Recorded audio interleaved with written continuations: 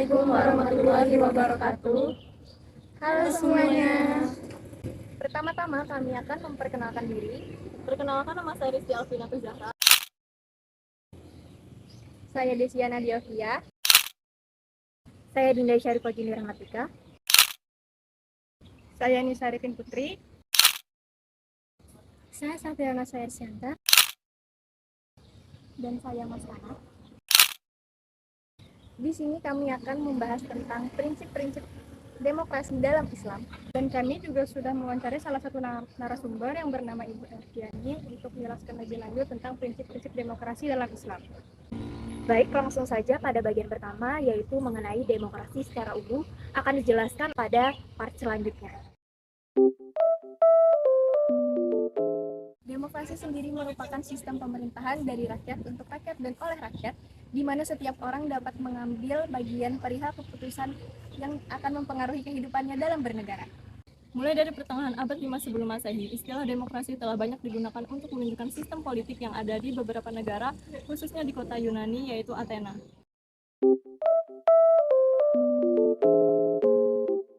Demokrasi Islam adalah demokrasi ideologi politik yang menerapkan prinsip-prinsip kebijakan Islam dalam menerapkan kebijakan demokrasi. Teori politik Islam menyebutkan ciri dasar demokrasi Islam, pemimpin harus dipilih oleh rakyat, tunduk pada raja, dan berkomitmen untuk mempraktikkan syura.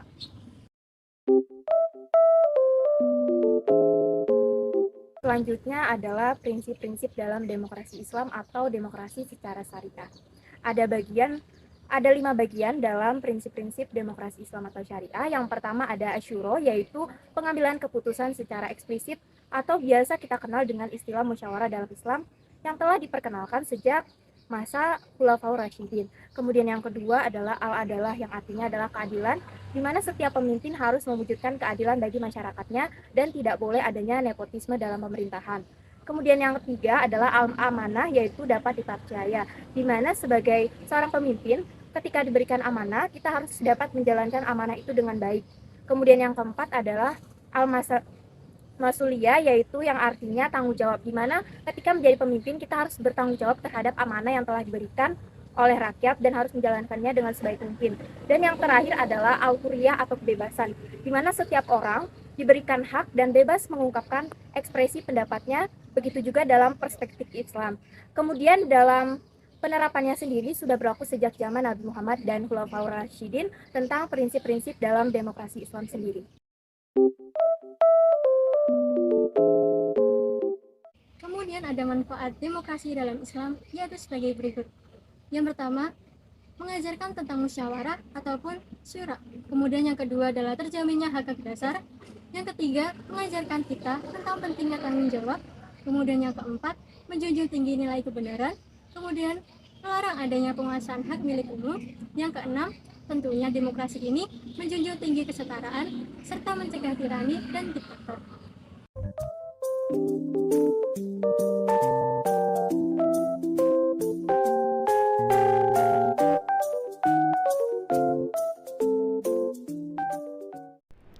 Pendapat ulama terkait dengan demokrasi ini tentu berbeda-beda. Ada yang bertentangan dengan Islam, ada pula yang menganggap bahwa demokrasi ini sejalan dengan Islam. Nah, sebagaimana pendapat Yusuf Qaradawi, beliau menganggap bahwasanya demokrasi ini tidak bertentangan dengan Islam. Namun pendapat ini disanggah oleh Siddiq Al-Jawi, ya. Pendapat ini memang benar dari satu segi, namun secara umum pendapat ini tetap tidak benar menurut beliau, gitu ya. Karena dari segi kekuasaan atau pemerintahan, Islam memang memberikan kekuasaan itu menjadi milik umat. Inilah yang disebut prinsip as-sultan li al-ummah, ya. Dalilnya adalah hadis-hadis pembaiatan khalifah oleh umat. Jadi memang ini sekilas mirip dengan prinsip demokrasi, rule from the people atau pemerintahan dari rakyat. Namun tetap ada bedanya, karena dalam Islam masyarakat memilih penguasa untuk menjalankan syariat. Sebaliknya dalam demokrasi rakyat memilih pemerintah untuk menjalankan hukum buatan rakyat, bukan hukum syariah, ya. Jadi pendapat Syekh Yusuf Qaradawi itu ada benarnya dalam satu sisi, namun pendapat beliau secara umum dianggap masih tetap tidak benar. Rupanya beliau luput memperhatikan prinsip lainnya dalam demokrasi, yaitu kedaulatan rakyat yang justru amat bertolak belakang dengan Islam. Kalau pandangan dikatakan ada di tangan rakyat, ya artinya kewenangan tertinggi untuk menegakkan hukum ada di tangan manusia.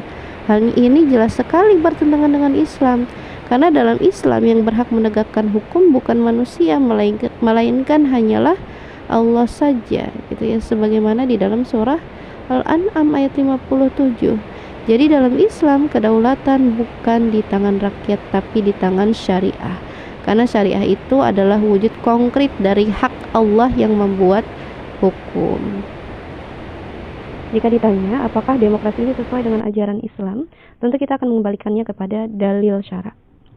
Di dalam Al-Quran surah An-Nisa ayat 58, yang artinya sesungguhnya Allah menyuruh kamu menyampaikan amanat kepada yang berhak menerimanya, dan menyuruh kamu apabila menerapkan hukum di antara manusia supaya kamu menetapkannya dengan adil. Nah, di dalam surah An-Nisa ayat 58 ini tentunya tidaklah pas jika diklaim bahwa menjelaskan tentang prinsip demokrasi. Kenapa? Karena dalam demokrasi amanah kekuasaan itu dipenuhi untuk menjalankan segala pendapat rakyat, ya. Sehingga ini bertentangan dengan ajaran Islam. Jika kita buka tafsir Ibnu Katsir, yang mana di dalamnya itu menjelaskan, gitu kan, bahwa amanat yang dimaksud dalam surah An-Nisa ayat 58 itu adalah amanat yang itu sesuai dengan Al-Quran dan hadis. Itu artinya segala sesuatu yang diperintahkan oleh pencipta kita, baik itu perkara sholat, puasa, zakat, haji, ataupun perkara muamalah lainnya seperti jual beli, sewa menyewa, dan lain sebagainya, ya, itu harus berkesesuaian, sesuai dengan kacamatanya Allah, gitu ya, keinginannya Tuhan kita, pencipta kita. Itulah yang dimaksud dengan amanah, ya. Nah, berbeda jauh dengan demokrasi. Amanah kekuasaan itu dipenuhi untuk menjalankan segala pendapat rakyat. Nah, tentu ini bertentangan dengan Islam.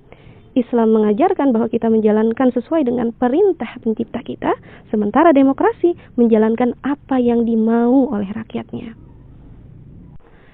Kemudian yang kedua, ada yang mengklaim bahwa konsep musyawarah dalam sistem demokrasi itu sesuai dengan ayat Al-Quran di dalam surah Ali Imran ayat 159. Nah, yang mana artinya, dan bermusyawarahlah dengan mereka dalam urusan itu. Kemudian apabila kamu telah membulatkan tekad, maka bertawakallah kepada Allah. Sesungguhnya Allah menyukai orang-orang yang bertawakal kepadanya. Nah, di dalam ayat ini Allah memerintahkan kita untuk bermusyawarah, ya. Namun ternyata di dalam sistem demokrasi ataupun Islam itu ternyata memiliki perbedaan yang mendasar, ya, antara demokrasi dan Islam tadi, ya.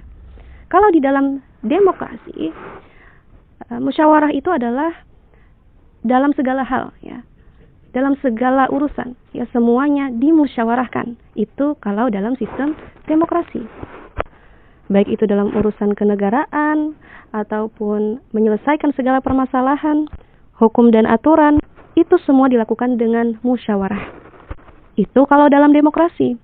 Sementara di dalam Islam tidak demikian, ya.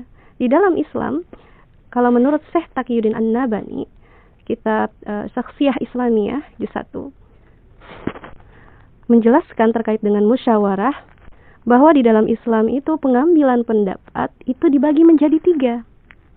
Jadi tidak selalu dalam bentuk musyawarah, gitu ya, tidak selalu bermusyawarah, tapi dibagi-bagi. Yang pertama, jika berkaitan dengan hal-hal yang sifatnya itu mubah, misal perkara sarana prasarana, gitu ya, dan hal-hal mubah lainnya, itu dibolehkan untuk bermusyawarah. Dibolehkan pula itu untuk voting. Kemudian yang kedua berkaitan dengan hal-hal hukum ataupun aturan. Nah, tentu jika berkaitan dengan hukum dan aturan, Islam menetapkan bahwa itu dikembalikan kepada hukumnya Allah atau kembali kepada syara, bukan kembali kepada musyawarah. Misal dalam permasalahan prostitusi yang merajalela, ya. Bagaimana solusinya, ya, agar dapat solusi? Misalnya apakah harus dilokalisasi atau seperti apa? Maka agar bisa diselesaikan di dalam sistem demokrasi, maka dilaksanakanlah musyawarah, voting. Akhirnya mayoritas berpendapat setuju untuk lokalisasi. Akhirnya aktivitas zina ini dilokalisasi karena musyawarah tadi, berdasarkan voting gitu ya, pengambilan suara. Nah, ini justru berseberangan dengan Islam ya. Di dalam Islam, permasalahan prostitusi ini adalah perkara zina yang jelas-jelas ini diharamkan oleh Allah, dilarang di dalam Islam. Tentu di dalam Islam ini tidak ada kompromi gitu ya terkait dengan masalah yang haram ini gitu ya.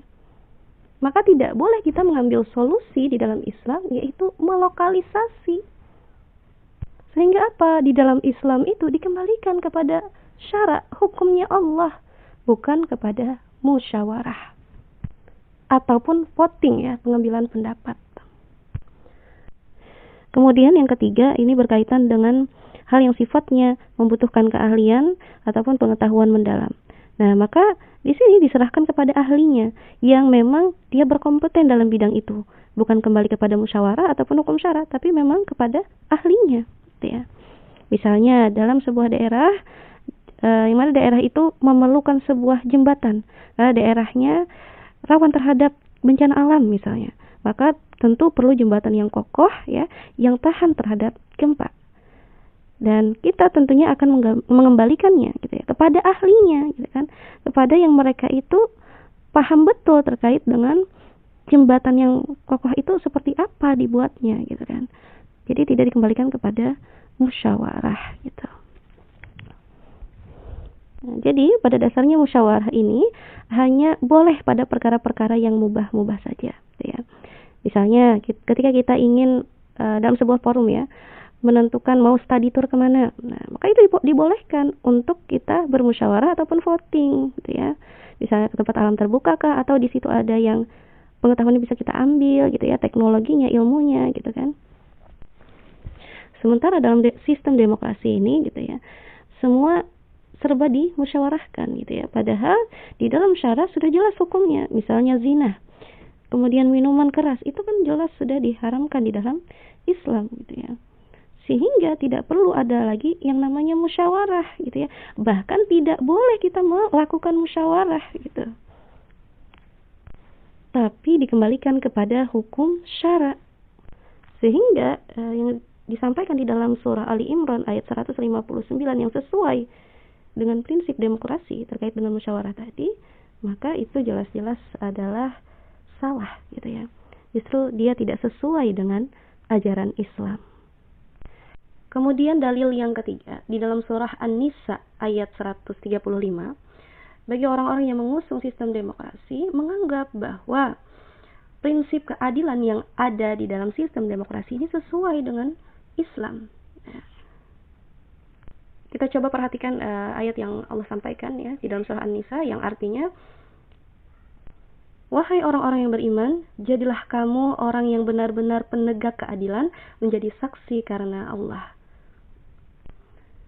Ini kalau kita perhatikan tafsir ya, dalam konsep Islam, adil itu adalah sesuai dengan hukum Allah ya. Bukan sesuai dengan kacamatanya manusia, bukan ya. Kalau dalam sistem demokrasi misalnya, dalam perwarisan ya, dalam perwarisan dia harus dibagi rata, dibagi sama, itu adil dalam sistem demokrasi. Sementara di dalam Islam, laki-laki dan perempuan dalam hal waris ini 1:2, berbeda dengan demokrasi tadi, harus bagi rata, sama ya, antara laki-laki dan perempuan. Jadi kalau di dalam Islam itu sesuai dengan aturannya Allah. Nah, jadi itulah beberapa dalil ya terkait dengan pembahasan demokrasi, apakah tadi sesuai dengan Islam atau sebaliknya. Ternyata sungguh sangat berbeda gitu ya, jauh berbeda dengan Islam. Dari dalil-dalil yang saya sampaikan tadi, maka dapat diambil kesimpulan bahwa demokrasi tidak sesuai dengan ajaran Islam. Lalu, bagaimana sikap kita sebagai seorang muslim maka kita sebagai seorang muslim tentunya haruslah tetap taat kepada aturannya Allah, ya. Dan kita tidak boleh mengambil sebagiannya saja lalu meninggalkan sebagian yang lainnya. Sebagaimana perintah Allah di dalam surah Al-Baqarah ayat 208. Allah memerintahkan kita untuk masuk Islam secara kafah, secara menyeluruh, secara sempurna. Nah, itu artinya kita tidak boleh memilah-milih syariat. Dalam urusan privat, kita boleh menggunakan Islam. Sholat, puasa, kita menggunakan Islam. Perkara-perkara ritual, kita menggunakan ajaran Islam. Tapi ketika urusan negara, maka Islam seolah-olah tidak boleh dipergunakan. Oh, tidak bisa seperti itu. Di dalam Islam harus menyeluruh, sebagaimana perintah Allah. Berarti urusan negara pun juga harus diatur dengan Islam. Ya, sebagaimana dulu Rasulullah mencontohkan, Rasulullah tidak hanya berdakwah saja, tapi Rasulullah juga mengikat rakyatnya, mengikat umat dengan aturan yang sama. Ya, aturan yang sama yaitu Islam. Jadi semuanya diatur berdasarkan Islam. Baik hubungan manusia itu kepada Tuhannya, ataupun hubungan manusia itu kepada manusia lainnya. Itu semuanya diatur dengan Islam. Dengan begitu, sempurnalah keimanan seseorang. Karena apa? Karena telah menjalankan perintah Allah. Sebagaimana di dalam Al-Baqarah tadi, ayat 208. Dia menjalankan Islamnya secara menyeluruh. Tidak hanya pada ranah privatnya, umum pun dia menjalankannya. Ya. Kalau menurut saya dalam sistem demokrasi ini tidak ada kebaikan di dalamnya, ya. Karena sistem demokrasi ini adalah sistem pemerintahan yang itu memiliki ciri, ya. Yang pertama, dia itu berlandaskan pada falsafah sekuler, ya. Jadi falsafah sekuler ini dia adalah pemisahan antara agama dan kehidupan. Kemudian yang kedua, dibuat oleh manusia. Dan yang ketiga, didasarkan pada dua ide pokok, ya. Yang pertama itu kedaulatan di tangan rakyat. Yang kedua itu rakyat sebagai sumber kekuasaan, memegang prinsip suara mayoritas dan menuntut kebebasan individu, freedom, agar kehendak rakyat itu dapat diekspresikan tanpa tekanan. Nah, jadi itulah demokrasi, ya. Memang ada banyak versi dari demokrasi, tapi intinya adalah seperti itu tadi, ya. Demokrasi tak akan mengizinkan selain rakyat untuk berdaulat. Dalam demokrasi, Allah boleh disembah, namun Allah tidak diizinkan untuk berdaulat. Hukum Allah boleh dipakai, asalkan pemilik kedaulatan mengizinkannya. Artinya, hukumnya Allah boleh digunakan asal disetujui oleh rakyat. Itu pun harus disetujui satu persatu hukumnya, ya. Jadi satu hukum per satu hukum. Jika ada satu hukum yang tidak disetujui rakyat, maka hukumnya tidak bisa dilaksanakan, ya. Jadi hukum Allah tidak bisa dilaksanakan, meskipun itu sesuatu yang qat'i, misalnya seperti haramnya minum khamar ataupun haramnya zina. Gitu, ya. Jadi menurut saya tidak ada suatu kebaikan yang bisa diambil dari demokrasi ini. Kalau ditanya terkait dengan penerapan prinsip demokrasi dalam kehidupan sehari-hari, ya kita tahu, ya, demokrasi ini dari rakyat, oleh rakyat, untuk rakyat, gitu, ya. Itu artinya yang berhak membuat hukum itu adalah rakyatnya, manusianya, gitu, ya.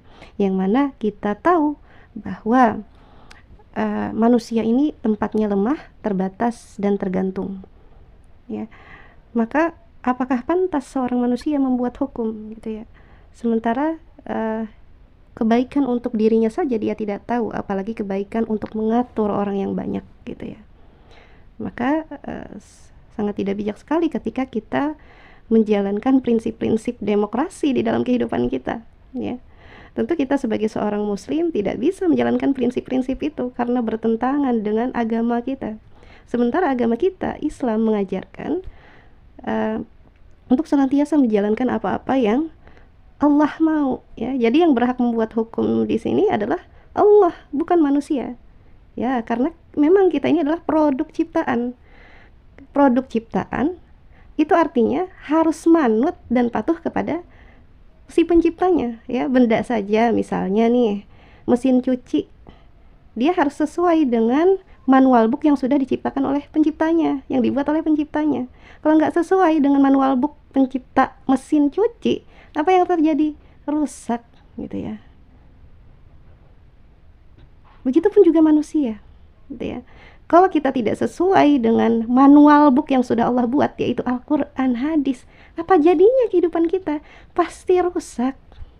Karena kalau kita menjalankan apa yang manusia mau, ya manusia aja nggak tahu untuk dirinya itu baik atau tidak, gitu ya. Ya jelas kehidupan kita akan terombang-ambing.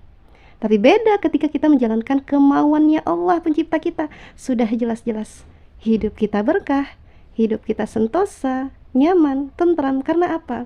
Kita menjalankan apa-apa yang Allah perintahkan. Karena Allah tahu yang terbaik untuk kita. Jika ditanya terkait dengan contoh demokrasi yang tidak sesuai dengan ajaran Islam, ya yang tidak sesuai itu adalah demokrasinya itu sendiri ya. Karena memang sistemnya terpisah tadi ya. Islam punya sistem tersendiri, demokrasinya punya sistem tersendiri. Ya, jadi demokrasi tidak ada di dalam Islam. Keburukan atau salah satu contoh ya, demokrasi ini tidak beriringan dengan Islam ya. Salah satunya ya yang berdaulat adalah rakyat gitu ya. Bukan Allah gitu ya. Maka yang membuat hukum di sini adalah rakyatnya, manusia, bukan pencipta kita, bukan Allah gitu ya.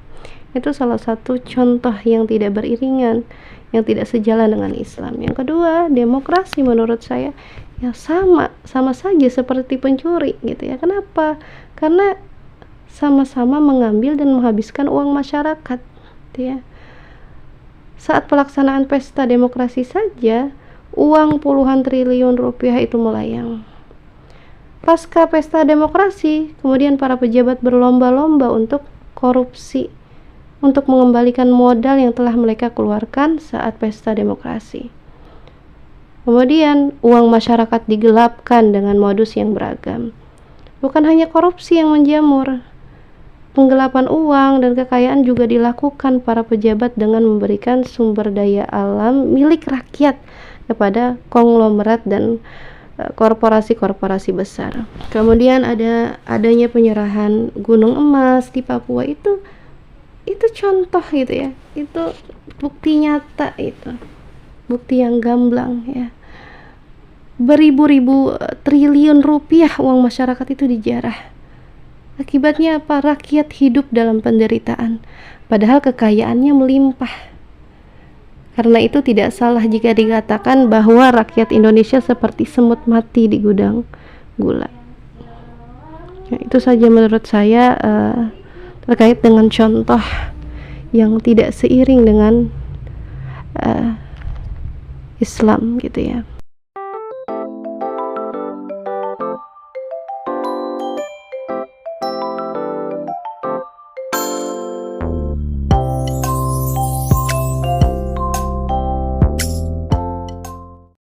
Sekian video pembahasan dari kami.